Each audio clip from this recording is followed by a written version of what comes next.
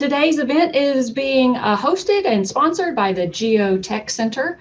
Um, if you have any questions about curriculum development, professional development, other geospatial initiatives, I invite you to visit the website at geotechcenter.org.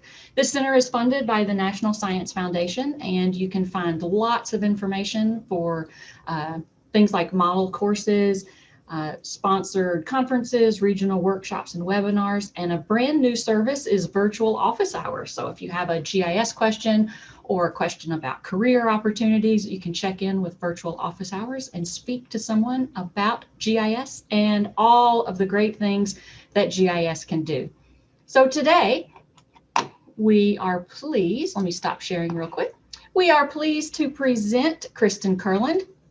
She is a teaching professor of architecture, information systems, and public policy at Carnegie Mellon. She focuses on interdisciplinary collaboration in health, the built environment, geospatial analysis, and 3D data visualization.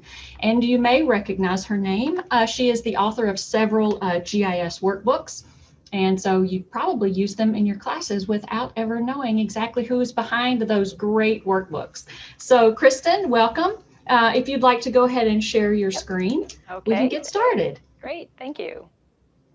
Okay, hi everybody, and thank you, Buffy, for that nice introduction, and happy GIS Day to everybody as well.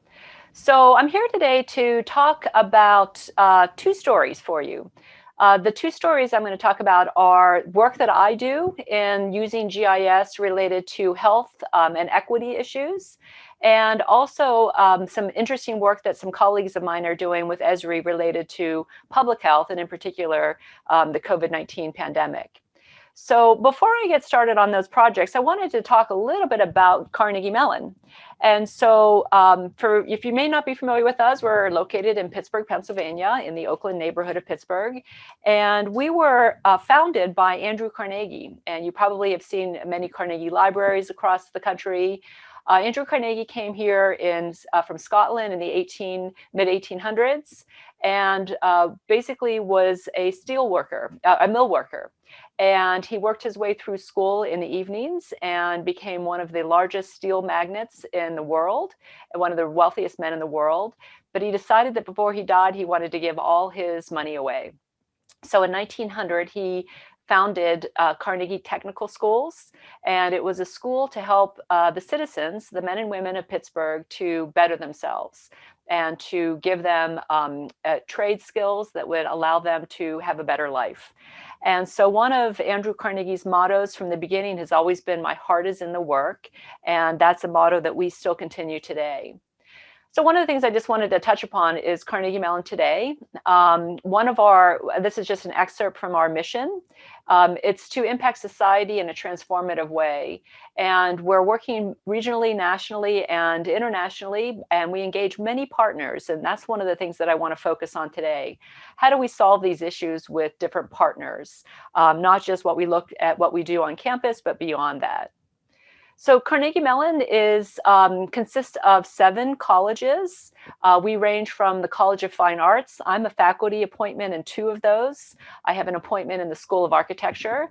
My background is architecture, but I also have an appointment in our Heinz College of Public Policy and Information Systems.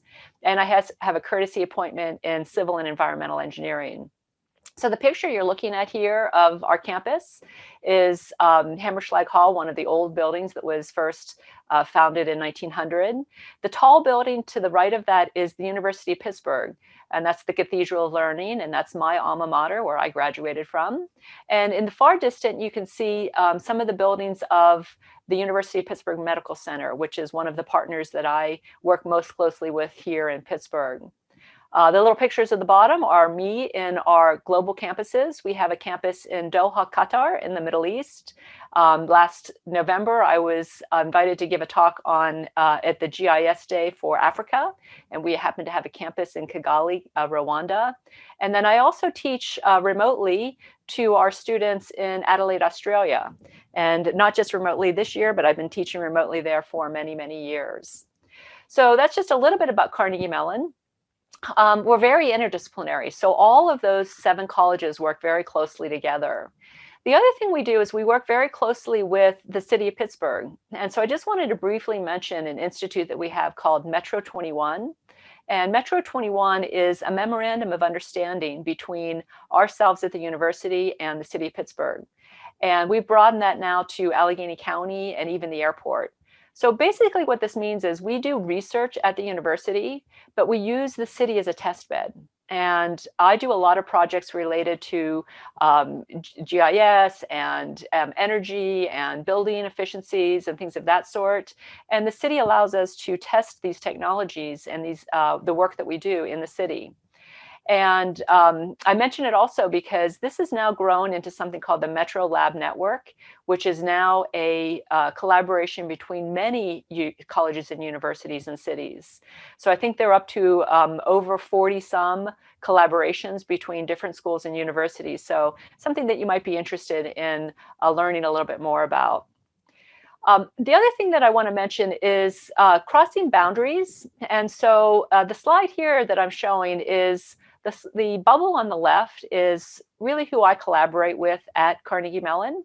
So I collaborate obviously with the 2 colleges that colleges that I work with, the Heinz College and College of Fine Arts. But we also do a lot of work with robotics and computer science, and much of my work now is involving gaming. And so we have something called the Entertainment Technology Center. But beyond that, the bubble on the right talks a little bit about the external partners that I have. And you can see that many of them are related to health.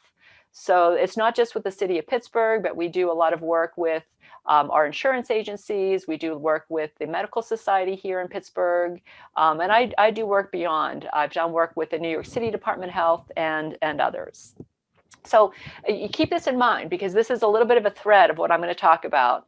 When we look at this work, very often we do these projects, whether they're in the classroom or in a research project, but then we want to take it to the next level and get these things implemented. And that's where it takes partners like the city and the medical institutions to make things happen. So Buffy mentioned a little bit about my research. These are just some screen captures of some recent work that I've done. I recently wrapped up a research project looking at how do you use 3D GIS, looking at urban design and urban planning issues.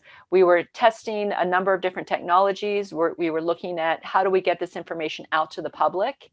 Very often we make these decisions at the government level and with planners and architects and urban designers, but what input can we have from the public? So this 2-year research project, we were looking at different visualization tools. And if you've ever used some of Esri's 3D tools, you see that they've come a long way.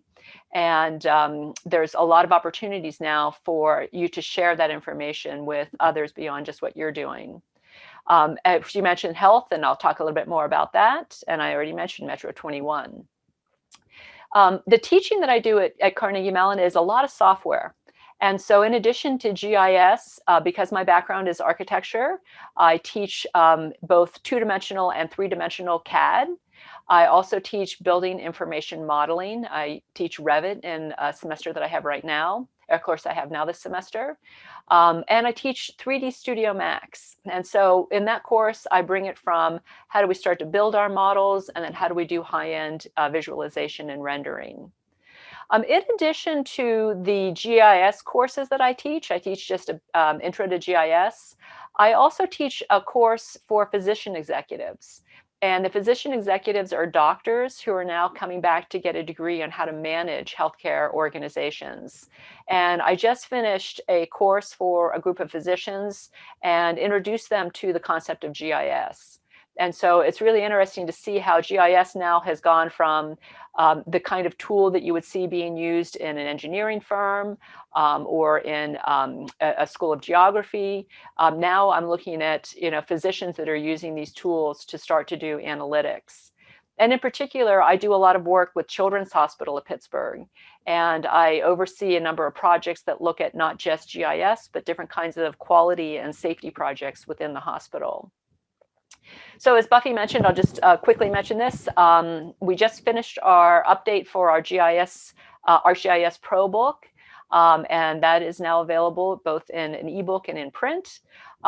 We've updated our health, we're updating our health book right now, but that's still going to say on the old platform, because I'm writing a new book for Esri, and the new book is a jumpstart, GIS jumpstart for health, and that's to help people like the physician executives that I just mentioned learn what GIS can do. So that should be coming out early next year. So let me talk a little bit about some of the projects that I've worked on recently. And the first one I want to talk about is looking at kids. And so the first thing I want to talk about is how green space has been a thread through this project. And, you know, green space matters a lot, especially today when we are encouraged to spend more time outdoors. You know, green space has proven to be beneficial for not only your mental health, but your social health, and looking at ways to reduce things like pollution and asthma. And so it's long been studied in the field of architecture and the importance of green space, green roofs, and trees in the environment. And so one of the things that I started with GIS, with the medical world, was looking at how we could bridge what we do in the world of architecture, but then use data from the medical record to help prove that these kinds of things are beneficial. So one of the projects that I worked on was collaborating with a group at Children's Hospital and mapping their medical record data. Now, that's not always so easy. If anybody's ever worked in the medical data field, you know that they are very protected by HIPAA regulations. And so the data is very hard to come by in many cases. And so I have a lot of work that I do with institutional review boards and having to get all of this data approved to start to do the research. But this project in particular did already have an institutional review approval to look at mapping patients from what was called the Weight Management Wellness Center. And so what we did was we took those patients and we mapped where they lived, and we looked at them over a 5-year period. And we looked at patients who either gained or lost weight. Now, this is actually still pretty innovative, because a lot of obesity projects now look at aggregating data. They aggregate the data to either school districts or neighborhoods or census tracts or census block groups. But we were looking at the individual patient, and we were looking at whether or not they gained or lost weight through their body mass index, and that's what the Z-score is. And one of the things that we found from this initial study was that patients who had a moderate decrease in their BMI about 43, almost 44% of those lived within 1,200 feet of a park, as opposed to those patients who gained weight. Almost 83% of those, or over 83%, lived further away than from a park. So this was just an initial study. We also looked at fast food, but the point here is we were starting to prove that, hey, maybe green space and parks do make a difference with weight gain or loss.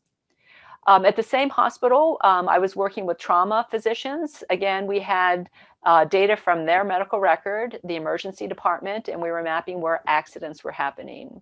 And the map you see on the left is a very similar map to what I did with childhood obesity, and we were mapping where a kid lived or an accident happened close to green space. One of our theories was if you live closer to a park, you would be less prone to being hit by a car. And these were severe accidents. These were about 90 some cases from their emergency department where the child had to be hospitalized. In that case, we did find that a majority of them did live further away from a park, similar to the obesity. We also were curious to map against demographic data, and this gets back to some of the issues of equity. We were mapping against poverty. And in this case, we saw that about 66% of the patients that were of the accidents were in about 40% of the neighborhoods that were in severe poverty. So these are things that are just bringing awareness to what the problem is. From there, we started to work with schools. I started to talk to elementary schools. I was working with the physical education director of the elementary schools here in Pittsburgh, and she was mentioning that many of the schools that we have are not conducive to physical activity within the school. They were old buildings, the gymnasiums were dilapidated. And so she was asking me if we could perhaps, in addition to a survey that they did showing gym size and cafeteria availability, things of that sort, they wanted to map what the sidewalks look like around the schools, and then also what would the accessibility be to parks and green space. So these are just two examples of one school that happens to have good access to a park and another school that doesn't. And so these were, again, raising questions about, how do we start to get more outside physical activity? We also then started educating the patients. This is a screen capture of walkscore.com. This is not what we use, but we developed a similar model that you could use when a patient was in a clinic setting. And so the doctors and the residents and the nurses and the staff in the Weight Management Wellness Center could sit with the patient and say, look, let's type in your address. Let's see what you have nearby. Let's see how we can't start to engage you in more physical activity. And so this was just raising that awareness that activity is important. So from there, we realized that we needed to work with government officials. So as a matter of fact, in the one project where we were looking at the pedestrian accidents, we realized that there was a lot more data to be had. They only had 90-some cases of these accidents from their own medical record system. And so what we did was we went down to our city councilman at the time, and we made an appointment with him because the Department of Transportation had a lot of data on accidents, but they weren't willing to share it with us. And at the time, they were afraid that it might show that there might be areas that they weren't addressing that had perhaps a lot of intersections where there were accidents, and so they were a little bit nervous about sharing that information. So the councilman's name was Bill Peduto. He's now our mayor. And he said, I will absolutely help you because I was hit by a car once downtown. So he was very interested in these projects. So I'm happy to announce that as a mayor now, Mayor Peduto is taking two initiatives. One is to make sure that every resident in the city of Pittsburgh is within a 10-minute walk from green space. And so this is one of the things that he's working with his chief resilience officer, Grant Irvin, on. And another thing that he's doing is he's introducing a bill to city council to improve pedestrian safety. One of the other initiatives that he's done is working on something called Complete Streets. And that is where he's redesigning the streets of Pittsburgh so we have more bike lanes and we have more opportunities for pedestrian access. So these are things that we were able to then use our project sort of as a starting point to bring awareness to these problems. And the main thing here is that we're able to use this true medical record data to start to look at where these problems are happening. Just very quickly, when this project started, one of the things that I had was an email from the chef from the White House. This was the chef for the Obama White House. And so Mrs. Obama was just starting her Let's Move initiative. And so the lesson learned here is never delete an email from somebody you don't know. I had no idea who this person was. His name was Sam Katz. And I later, I almost deleted the email because I didn't recognize the name. And I came back from school one day to find that an email from a former student said that he wanted to give me a heads up that I was going to be getting an email from the chef of the White House. And so we had a really nice conversation. And this was, back to when she was just starting the Let's Move initiative, which is very, very successful in many cities across the country. Just very quickly, too, working with urban planners. This is just an example of, how do we get more green space? There was a parking lot in the picture on the left here that was between our university, Carnegie Mellon, and the University of Pittsburgh. And that has now become a great green space. And these are some photographs of it in the bottom here.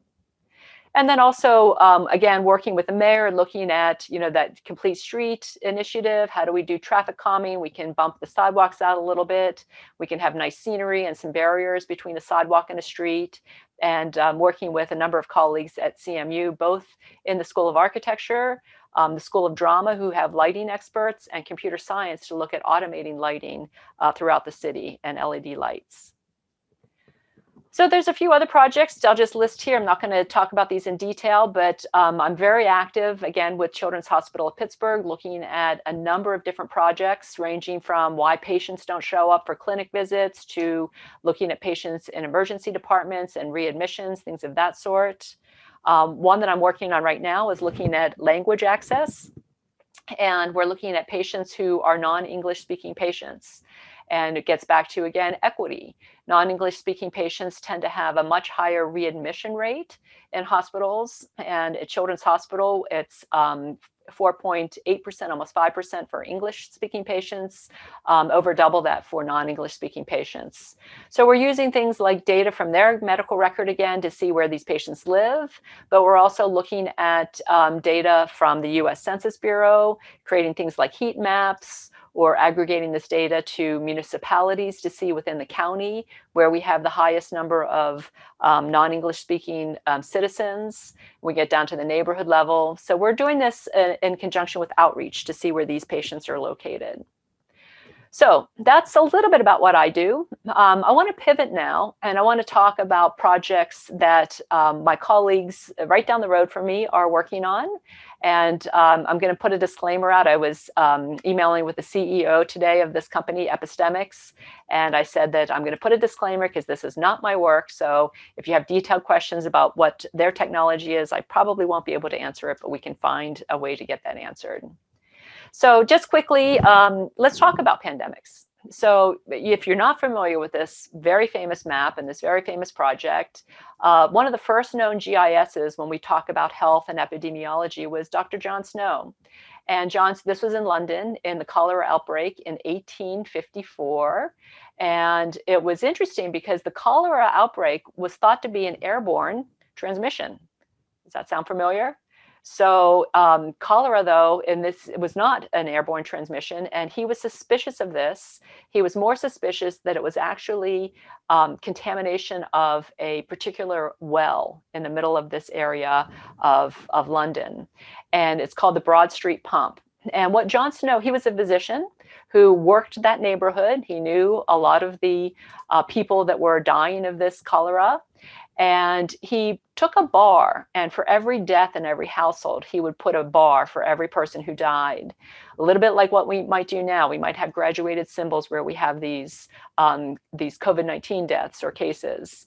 And so through this, it took him a while, and there was a lot of other research. If you're interested in the story, there's a really great book called The Ghost Map.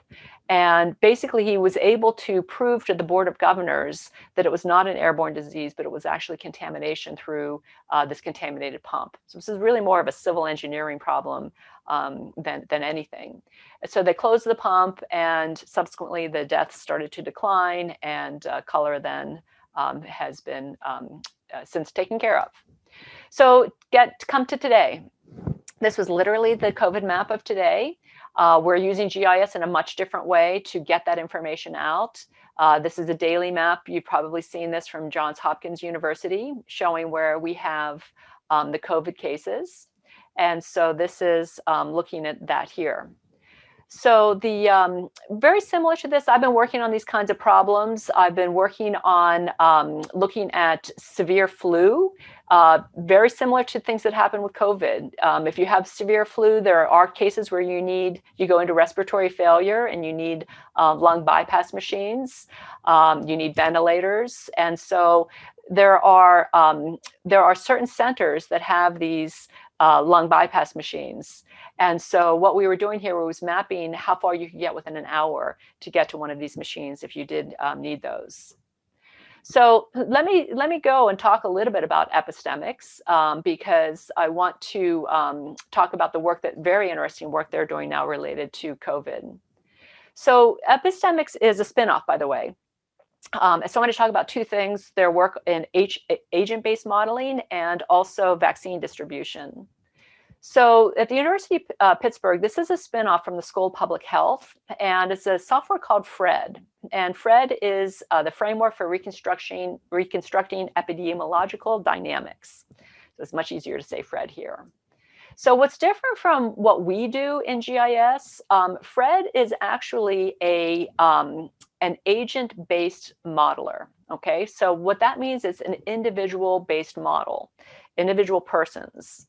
And so what we look at with FRED is how to simulate conditions that spread throughout populations. It's not just conditions of health, but other conditions. And then the modelers figure out, how and why these conditions spread, different behaviors, economic status, things of that sort. So it's pretty obvious health conditions that Fred might model, things like the flu or measles or heart disease, asthma, things of that sort. As I mentioned, we're going to look at vaccination, but it could also, look at fitness levels. We're starting to talk about using Fred in other areas just beyond health. And so these are some of the health conditions, though, that they do model.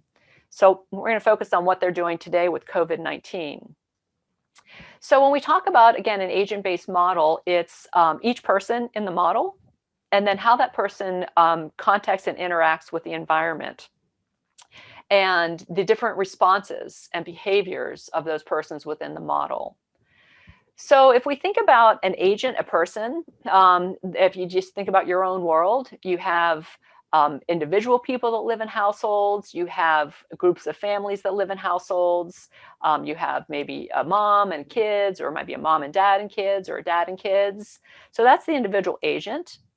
The space is going to be based on their actual locations. And then time. What we're looking at with time is having different times of a day, but then you could look at a duration over 100 years here. And so all of these things go into their modeling system. And then we have places, because obviously you don't just stay in one place in a normal world. In COVID, we are living in a single place in a lot of cases. But even when I do my work, we look at asthma cases. Well, a kid lives at home for part of the day, but in a typical world, they spend a lot of time in a school building. And so we start to look at where is somebody spending their day. So all of these things go into the Fred model. Now you're probably thinking about, how in the heck do they get the information on every single person? We know that's not happening. They don't have the information on exactly who we are and where we're going. So what they're doing is they're looking at a synthetic population. They're looking at information like census data. They have a clustering software data that they look at, Department of Education data, the Bureau of Labor Statistics. So all of this data they use to build the agent. And then these agents get assigned to the schools and the houses and the other places. And they could look at the entire population, or they can break it down more typically to look at a state or more local level. So if you're interested in learning more about some of these, Epistemics has some nice case studies. And this is on their website, and we can provide all of these in chat, and the links are in my lecture here too. But state and local governments, this is pretty typical. We were learning all about this. How do we reopen a school? We reopen them and then we close them. And how do we go about this in a logical way? So Epistemics is working on this with a lot of state and local governments. They're also working with these large venues. We've seen recently that we were attempting to open some of these sports venues. How do we do that in a safe and economical way? And how do we do that in a dynamic way as things keep changing with the world of COVID? They're also helping healthcare systems. Obviously, we know now, we look at things like, the healthcare systems, the ICU beds, things of that sort. How do we address all of that? So let me pivot here and show you some of the work they're doing. So Epistemics now is looking at working with Esri on planning a deployment for the vaccines for COVID. And so if we take a look at this, I want to first start by talking about something called the R value. And if you've not heard of this R value before, it's indicating how many additional people one person who has a disease will infect. Okay, so if you have an R value of 2, means that every person infected will infect 2 additional people. Okay, that's bad. Of R value of less than 1, 0.5, only one other person is, for every 2 people infected, only one other person is likely to be infected. So you always want an R value less than 1. So if you have an R value over 1, it means that you have a pandemic that's expanding, and an R value less than 1 means that you have reduced cases. So I'm going to go ahead and play this little simulation that Epistemics has developed here. And this is a simulation that runs from October 15th, 2020 to January 1st, 2021. And each person in the state is represented as an individual agent in the model. And they have an assigned age, sex, race, ethnicity, and some other factors that are corresponding to the state demographics. And in the simulation, the individual agents attend school. They go to work, they interact with their community, and Fred tracks the spread of the severity of COVID-19 cases throughout the state. And in this particular video, each dot represents an individual case of severe COVID. That means that a patient was hospitalized with the location responding to the residence of the infected person as an agent. And you can see that the cases, again, cluster around the populated areas. So Fred does this for a number of different diseases. They've done it for measles outbreaks and a number of different conditions. So there's an interesting story map, and you can see all the details of this on the story map itself if you go to that. And again, we'll provide you links for this. But I'm going to just walk you through what Epistemics is doing. So they're working with Esri on deciding the location of vaccine distribution centers and estimating how many doses are going to be required at each one of these sites. And they've developed an agent-based model to represent the pandemic. And they're calibrating the model to this region of Iowa, the state of Iowa, to account for the actual number of current cases. So the model incorporates the latest science on the COVID-19 transmissions, including the disease, the natural history, the age factors, the severity, the transmission, seasonality, and other features that we're looking at right now. And this is just a demonstration purpose. So they're assuming moderate social distancing here, and they're looking at populations without closures and schools and things of that sort. Okay, so let me jump down here. This is the first map is looking at if you're 0% vaccination, and that's where we are right now. And this map, the colors are showing the R value. Remember, the R value of red or orange is above 1. That's bad. That means the disease is seen, and less than 1 means that it is not spreading. So if we go to when we have 20% of the population vaccinated, you see the map starting to change. So we're starting to see more blue and less red and orange. This is what it looks like at 40% of vaccination. This is what it looks like at 60% vaccination. And then if we get to 80% vaccination, most of the census tracts across the state show a pretty low R value, and many of them are at 0. And you want to be careful here, though, because if you're seeing in the news now, how many people are going to get the vaccine. Some of these vaccines are more or less effective. The seasonal flu is about 40 to 60% effective, whereas polio was about over 90% effective. And it looks like these vaccines for COVID are going to be 90, 95% effective, which is good. So one of the things you have to be careful of is, how is that being distributed? Is it one of these vaccines that has to go twice? You have to get it over maybe a 1-month period, something like that. So all of this goes into how they model this. The other thing I just want to quickly show you here are how many vaccines would be needed. And that's what we're looking at here. This is just a close-up zoom of that, and they join this by census tract. These are the distribution centers of where the vaccines would be distributed. This is a map. I'll show you the state here and then zoom in. This is looking at the number of vaccines, and the lines here are connecting to census tracts within 1 hour of each distribution center. So they're looking at how many people could get distributed, would reach distribution within a 1-hour drive. The purple dots here are showing places that are not accessible within a 1-hour drive for those vaccines.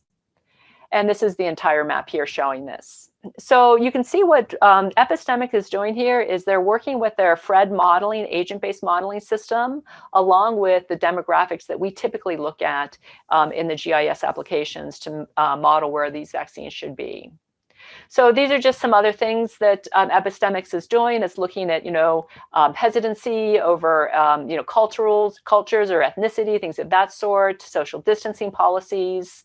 All of this goes into what they're looking at in their Fred platform. And as I said, too, they're working very closely with hospitals, looking at ICU bed availability, everything we're seeing on the news in today's day. To see, how do we really take a look at ways to model this based on a very fluid situation right now.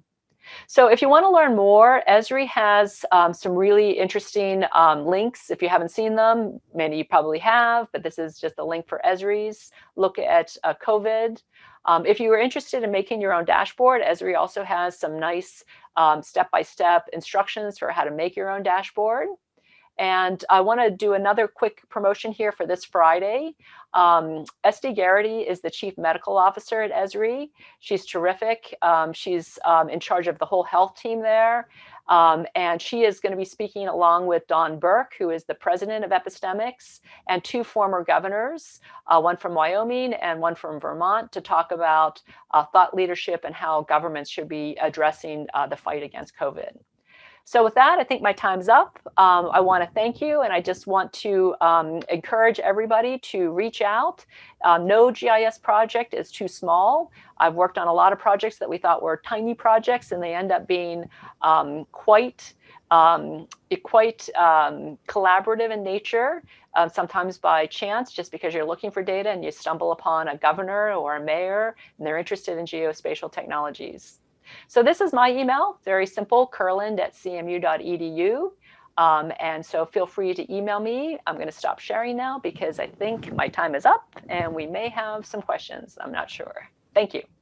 Your timing is perfect. Oh, great. Perfect. A lot of pressure to be 35 minutes. Right. Let's see. We have a comment in the chat that related to some of the work that you're doing in urban areas and equity. Later this afternoon, there's going to be a presentation on using GIS to understand and address food insecurity. So very much related to the work that— That's very important. That's hugely important right now. Thank you for mentioning that. Yeah. And then as I was listening to you, I couldn't help but think about Joseph Kursky's presentation earlier this morning, where he was talking about the importance of really understanding your data. So almost beyond data quality, but being a critical thinker about the data and where it's coming from. And it sounds to me that that would be a really important thing for your students to understand, especially when you're dealing with medical data. Mm-hmm. So, and how to aggregate that kind of data properly. And so I wonder if you have any words of wisdom for sort of keeping check on data quality, especially when dealing with this kind of data for all the students and researchers and educators out there. Oh, yeah. Yeah. And I think, too, you know, it's funny because when I teach GIS, I must say this a million times when I start my class. It's not just about the visualization of data. It's really about understanding the interactions with the layers that you're looking at, and it's looking at the analytics and what is it we're learning from this. And I think that's hugely important, because too many times somebody says, they make a map and they say it looks like this or it looks like that. And what I've been learning from my world in healthcare is that you take 2 different approaches to making a map. A cartographer will approach making a map one way, and then an epidemiologist will approach making a map a different way. And I think in many cases, it's because of, first of all, who they're sharing the map with and the purpose of what they're doing. If you're an epidemiologist, you know, you're trying to dig into the disease and the spread of the disease, and, you know, that might be your primary, the primary reason for doing this research. Secondary will be, how do you display that to the public? And so it's very important to work hand in hand with what is that deep science, and what are you looking at in the deep science compared to how you're trying to explain that to the public. And I think that's really, really important to understand. There are many times where I'm just a small component in this. I'm doing the GIS analytics, but then very often I'm going to turn this over to a statistician. I'm not a statistician. I'm an architect by nature. I had some classes in stats and economics, and that's not my forte. So I think it's really important to understand that, especially when you're working with these big data sets. So I'm not sure if that answered that, but yes, thanks. Yeah. And then another comment came through. Thanks for sharing your work. It's good information, and it's interesting to see what the technology can do. And then also that it's heartening to know that GIS is being used to help us effectively distribute a COVID vaccine, and thanking you for your work involved there. And then I have a question here. How do researchers such as yourself go about getting data that's legally classified, such as HIPAA protected information? Okay, with that, I have a good joke. Knock, knock. Knock, knock. Who's there? HIPAA. HIPAA who? I'm sorry, I can't tell you. So that's, anybody knows this, that's a pretty funny joke. It's really hard. So what I do is I've had to go through all of the certification modules at the University of Pittsburgh Medical Center. And so I've had to go through both my institutional review board and the one at the medical center for me to be able to access that data. So that they just don't give that data out. So I have to set up a research protocol with the physicians or the IT department. The IT departments, though, at hospitals are becoming pretty savvy. And so I was interesting to learn that it depends on why you're using the data. If it's a quality and safety project, that's under one umbrella. If it's going to be data that's published, it's under another umbrella. We have to be very secure about where we store that data. Absolutely no geocoding online. That's the #1 rule. You never ever geocode patient data to an online geocoder. So I would say the short answer to that is really working with the researchers of that medical institution to educate them on what can be done. And then at a certain level of aggregated data, HIPAA does not become a problem, correct? That is correct, but it's a little bit complicated. And so, for instance, it depends on the number of cases and your geography. So if you have, only 10 cases and, the geography, it could be identified depending on what the geography is. And so I think that, it really takes, understanding how big your data set is. If we had COVID cases that are, 5,000 in a day in a state, and we're aggregating that by county, you're probably okay. But then if you aggregate that down to a much smaller final level with just a few cases, it is a problem. And it's interesting. I've learned a lot about that, and I think it's actually been changing over time. Zip code data, level data is much easier to get rather than individual patient street address data. And so in the first book that I wrote for the health department, I was working at health department data, and the lawyers there did allow me to aggregate 2 census tracts. And these were individual kids who had lead poisoning.